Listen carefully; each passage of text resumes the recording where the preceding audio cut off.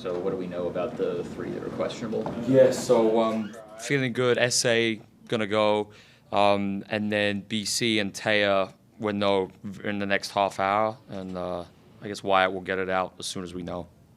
Is this going to be? Is this just like a precautionary thing, just because it's a back-to-back? So it's like it's more being more conservative. I mean, this is a really tough stretch, back-to-back, 5 and 8, I think even 3 and 4. So it's just out of an abundance of caution.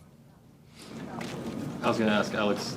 You said it's 3 games in 4 days. How does that affect your game plan at all coming into this game? Yeah. So actually, it's interesting. There are some really some metrics we looked at came out today, and we're leading the league in intensity. We're number 1 by a long way, and just overall load metrics. So I think that shows just how hard the group is working and how hard they're playing every single day. And I think it makes it hard, right? Because going back to the question, that's our play style, and with the schedule being so condensed right now, I feel like we saw it in the Connecticut game where we dipped, and it's impossible. We can't ask more of the group with how much they're giving right now.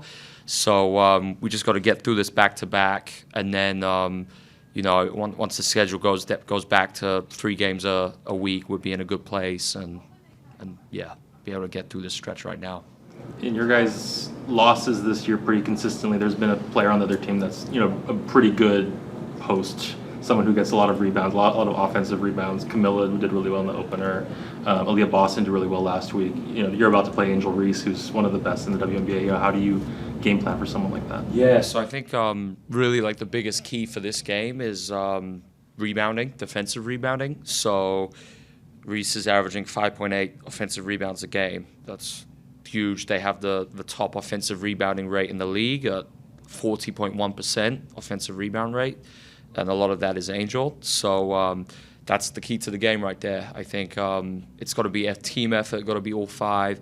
We can't just rely on our bigs, guards, wings, got to come back and help out. So good challenge for us today to see if we can do it. It's something we've been focusing a lot on in film, but it's really tough to solve and get the habit of what we want defensive rebounding-wise without practices. So when we next have a good stretch of practice time, it's something we're really going to keep focusing on.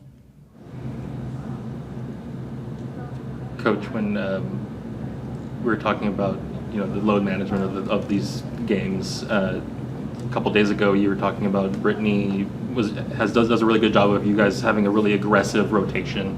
I think in the Connecticut game everyone played double-digit minutes. Correct. How does that help you prepare for stretches like this, knowing that everybody can play significant minutes? 100%. So when I got this job, I was just thinking, all right, what are some things that we could do a little bit differently that might help give us an advantage? And the rotations was one of those things. I think we're seeing it already in terms of we have the second highest fourth quarter net rating in the W after Atlanta out of interest. And our fourth quarter performances have been really strong. And I think, things like when I saw the performance data today in terms of why our intensity is so high and why we're able to sustain it throughout a game, I do think it's because of those rotations. So, it does take, you do have to explain to the players and give them the why, but I think everyone's seeing the benefit to it.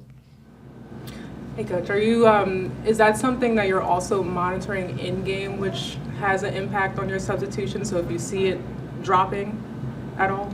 Yeah. So I'd say this with the load metrics, that will be like the next level where we can actually get that info in real time, and we're working towards that with the performance team. We're actually doing some interesting things, kind of on the intersection of analytics and performance. So the performance team, Zavar is in the front office, is leading that, and it's some really interesting stuff that's coming out of that that's helping inform strategy and kind of coaching decisions. But I think it's, we obviously have the plan, but also if we need to deviate from that, like we saw last game where we finished with Frida and Meg, we want to be bold doing that too.